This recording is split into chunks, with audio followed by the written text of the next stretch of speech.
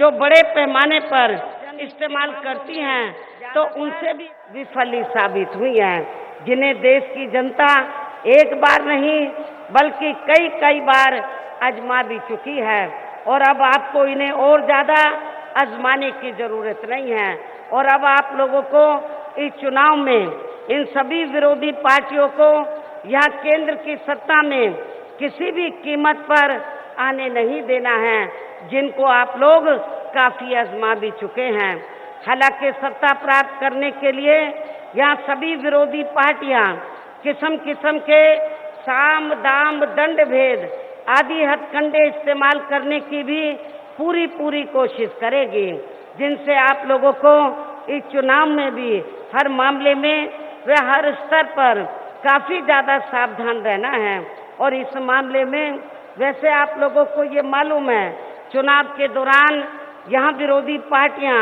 अपने अपने पक्ष में हवा बनाने के लिए खासकर मीडिया व ओपिनियन पोल एवं सर्वे आदि का भी जो बड़े पैमाने पर इस्तेमाल करती हैं, तो उनसे भी आप लोगों को बिल्कुल भी गुमराह नहीं होना है। इसके अलावा आप लोगों को विरोधी पार्टियों के विभिन्न रूपों में जारी किए गए उनके हवाई व प्रलोभन भरे चुनावी घोषणा पत्रों के भी बहकावे में कतई नहीं आना है, जिन्हें ये पार्टियां चुनाव खत्म होने के बाद ज़्यादातर दरकिनारी कर देती है। और अब जिन पर से देश की जनता का अधिकांश विश्वास ही उठता चला जा रहा है, जिसकी खास वजह से ही हमारी पार्टी यहाँ दूसरी पार्टियों की तरह किसी भी चुनाव में अपना कोई भी चुनावी घोषणा पत्र आदि जारी नहीं करती है। और वैसे भी हमारी पार्टी कहने में बहुत कम और कार्य करके दिखाने में ही ज़्यादा विश्वास रखती है। और इस संदर्भ में मैं खासकर बीजेपी व कांग्रेस पार्टी के बारे में भी ये कहना चाहूँगी कि बीजेपी ने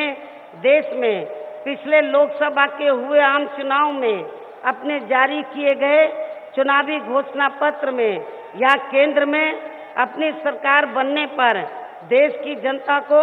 जो अच्छे दिन दिखाने के असंख्य प्रलोभन भरे चुनावी वायदे किए थे, तो इनके अब ये अधिकांश चुनावी वायदे केंद्र में पूर्व की रही कांग्रेसी सरकार की तरह ही यहाँ खोखले ही साबित हुए हैं। और इस मामले में इनका विशेषकर देश के हर गरीब को 15 से 20 लाख रुपए के हिसाब से देने का ये वायदा भी अब यहाँ पूरी तरह से गरीबों के लिए एक मजाक सा ही बनकर रह गया है। इसके साथ ही इस पार्टी का सबका साथ व सबका विकास की कही गई ये बात भी अब केवल यहाँ एक जुमलेबाजी ही बनकर रह गई है। और इतना ही नहीं बल्कि चुनाव में अब इसी प्रकार के प्रलोभन भरे चुनावी वायदे कांग्रेस पार्टी भी कर रही है, जिनकी सरकार को इस मामले में पूर्व में यह देश की जनता काफ़ी वर्षों तक आजमा चुकी है, जिसके कारण ही अब ये कांग्रेस पार्टी केंद्र के साथ साथ काफ़ी राज्यों की भी सत्ता से बाहर हो चुकी है। और अब फिर से इस चुनाव में खासकर इस पार्टी के यानी कि कांग्रेस पार्टी के मुखिया ने देश के अति गरीब लोगों के वोटों को लुभाने के लिए इनको हर महीने 6,000 रुपये के हिसाब से देने की जो ये बात कही है, तो इससे भी इनकी गरीबी को दूर करने का कोई स्थायी हल निकलने वाला नहीं है। और वैसे भी केंद्र व राज्यों में हर 5 वर्ष में यहाँ ज़्यादातर सत्ता परिवर्तन ही होते रहते हैं, जिसे खास ध्यान में रखकर हमारा इस संदर्भ में ये कहना है कि यदि केंद्र में हमें सरकार बनाने का मौका मिलता है, तो तब फिर हमारी सरकार यहाँ देश में अति गरीब परिवारों को हर महीने 6,000 रुपये देने की बजाय बल्कि इसके स्थान पर उन्हें सरकारी व गैर सरकारी क्षेत्रों में स्थायी रोजगार देने की ही पूरी व्यवस्था करेगी। और वैसे भी बीएसपी की सोच व नीति के मुताबिक ये जटिल समस्या यहाँ हर हाथ को काम देने से ही केवल दूर हो सकती है। इसलिए बीजेपी की तरह कांग्रेस पार्टी के भी इस प्रलोभन भरे वायदे के बहकावे में या अति गरीब लोगों को कतई भी नहीं आना है। जबकि इस मामले में सभी ये जानते हैं कि इसी प्रकार की पूर्व में या कांग्रेस पार्टी द्वारा गरीबी हटाओ के नाम पर बनाए गए 20 सूत्रीय कार्यक्रम की नाटकबाजी इनकी दादी इंदिरा जी ने भी की थी। लेकिन इस संदर्भ में खास ध्यान देने की बात ये भी है कि यहाँ कांग्रेस, बीजेपी व अन्य विरोधी पार्टियों को भी केवल चुनाव के समय में ही या फिर सत्ता से बाहर रहकर ही इनको देश के खासकर अति गरीबों को 15 से 20 लाख रुपए देने की व अब हर महीने 6,000 रुपए देने की तथा इनके लिए अनेक और कार्य करने की ही याद क्यों आती है, ये भी सोचने की बात है। अर्थात इन पार्टियों को ये सब कार्य करने की अपनी सरकार में रहते हुए इनकी ये याद क्यों नहीं आती है, इस बात की तरफ भी आप लोगों को जरूर गंभीरता से सोचना होगा। इसी प्रकार कांग्रेस, बीजेपी व अन्य विरोधी पार्टियों के भी नेताओं को विशेषकर चुनाव के समय में ही ज्यादातर इन्हें यहाँ मंदिर, मस्जिद, चर्च, गुरुद्वारा व मजार आदि पर अपना माथा टेकने, चादर चढ़ाने व किस्म किस्म की पूजा पाठ आदि करने के साथ साथ खासकर भीड़ वाले क्षेत्र में पदयात्रा, खाट यात्रा व रोड शो आदि करने एवं गंगा यमुना में भी डुबकी लगाने व इनके बोट यात्रा करने की तथा अपने कमजोर क्षेत्रों में फिल्म कलाकारों को टिकट देने व इनके जरिए भीड़ जुटाने आदि की ही याद क्यों आती है। ये सब भी यहाँ काफी गंभीरता से सोचने की बात है। हालांकि इन सब मामलों में अब देश की जनता भी धीरे धीरे ये समझने लगी है कि ये सब केवल इनकी आड़ में इनके वोटों को लुभाने व अपनी खुद की कमियों एवं विफलताओं पर पर्दा डालने की ही इनकी ये सब किस्म किस्म की कोरी दिखावटी नाटकबाजी है, इसके सिवाय कुछ नहीं है। इसके साथ ही गठबंधन के लोगों को यहाँ मैं ये भी सावधान करना चाहूँगी, पूर्व की तरह इस चुनाव में भी यहाँ विरोधी पार्टियों द्वारा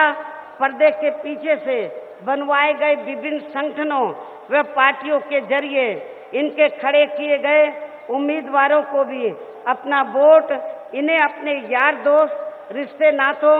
व जाति बरादरी आदि के चक्कर में भी पड़कर इनको कतई भी देकर खराब नहीं करना है, वरना फिर इसका थोड़ा बहुत लाभ या विरोधी पार्टियों को जरूर मिल सकता है। और इस संबंध में मैं खास तौर से पश्चिमी उत्तर प्रदेश के लोगों को,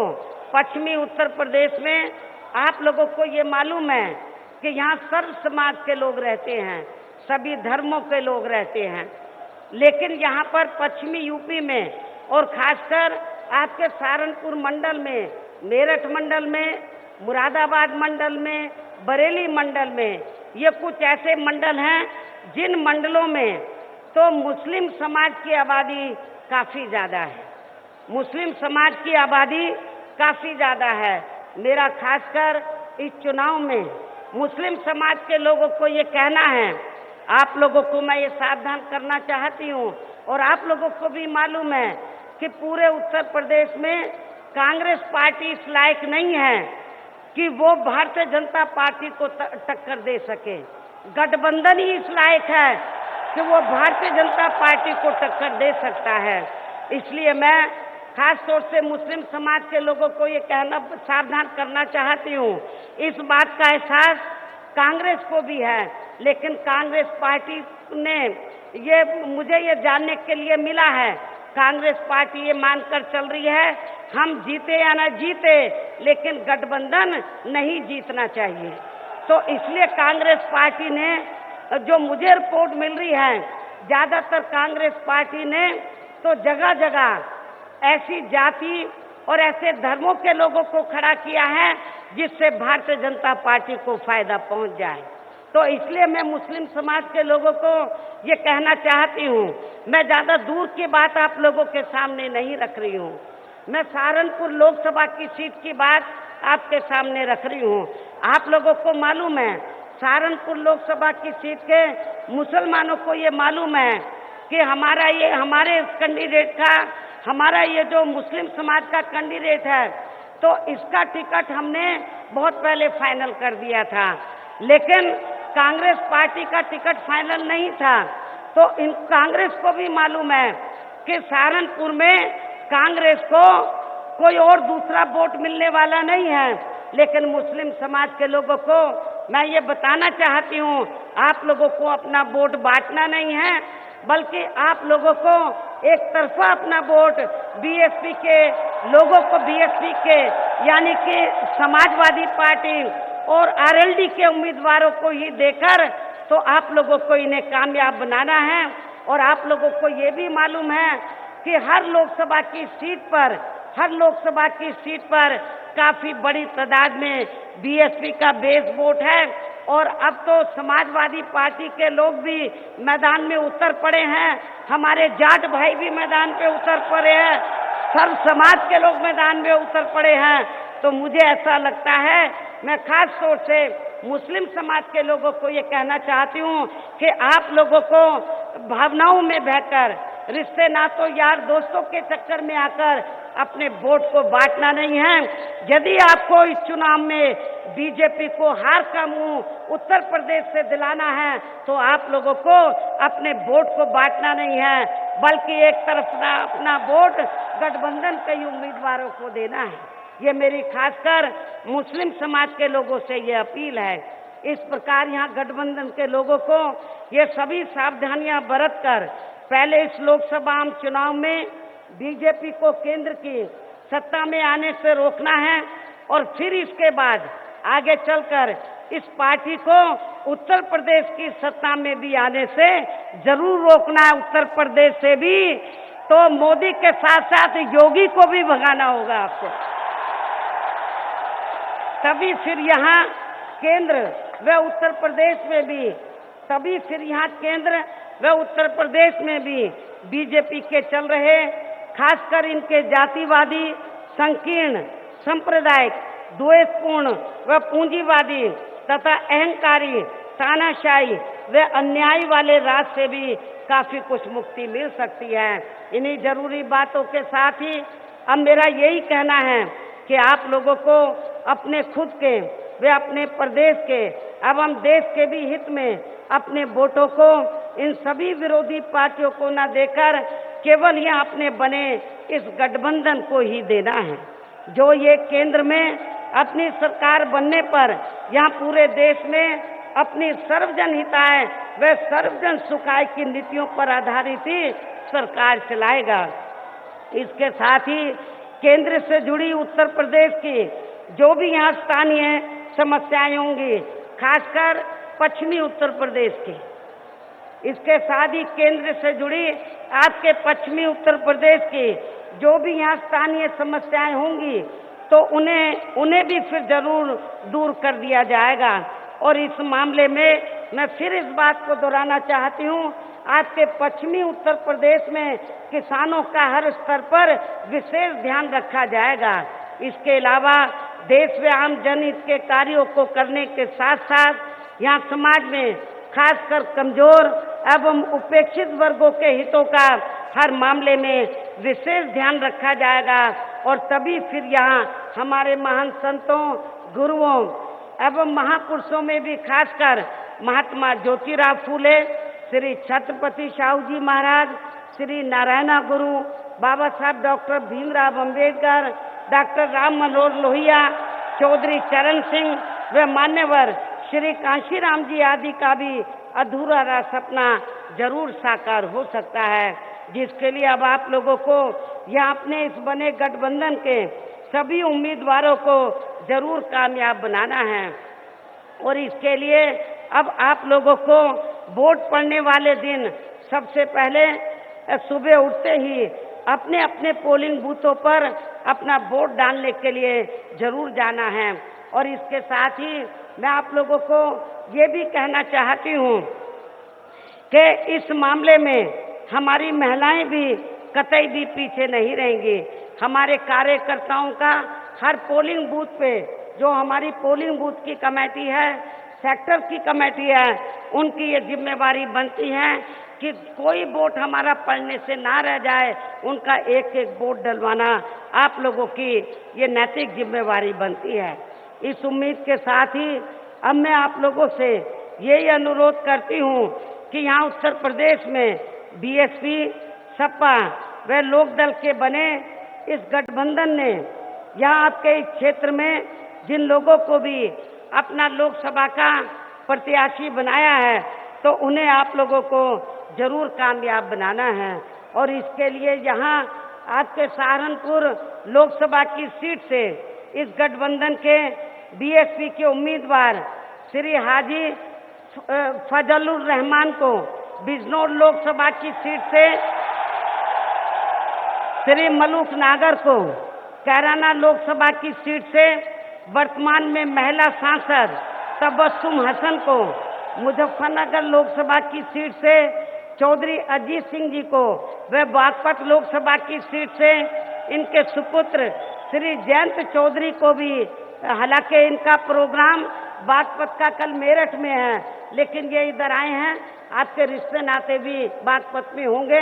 तो उनसे भी अपील करके इनको जरूर जिताना। अब यहाँ आप लोगों को रात दिन मेहनत करके भारी वोटों के अंतर से इन सबको जरूर जिताकर भेजना है, जिसके लिए अब आप लोगों को वोट पड़ने वाले दिन बीएसपी के लोकसभा के उम्मीदवारों को हाथी चुनाव चिन्ह के सामने वाले बटन को दबा के, और सपा के लोकसभा के उम्मीदवारों को साइकिल चुनाव चिन्ह के सामने वाले बटन को दबा के, और आरएलडी के भी लोकसभा के सभी उम्मीदवारों को हैंडपंप चुनाव चिन्ह के सामने वाले बटन को दबा के ही देना है। इस खास अपील के साथ ही अब मैं अपनी बात यही समाप्त करते हुए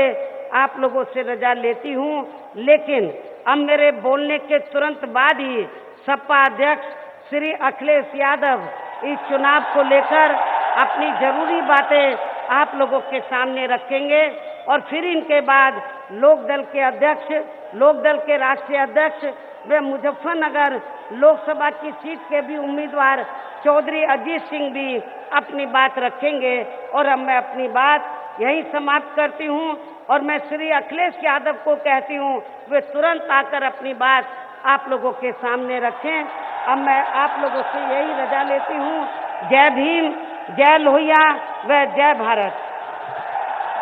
तो बसपा सुप्रीमो मायावती को सुन रहे थे आप। बड़ा प्रहार मोदी सरकार पर किया है बसपा सुप्रीमो मायावती ने किस बार, और सीधे सुनते हैं कि अखिलेश यादव क्या कुछ कह रहे हैं। मंच पर उपस्थित बहुजन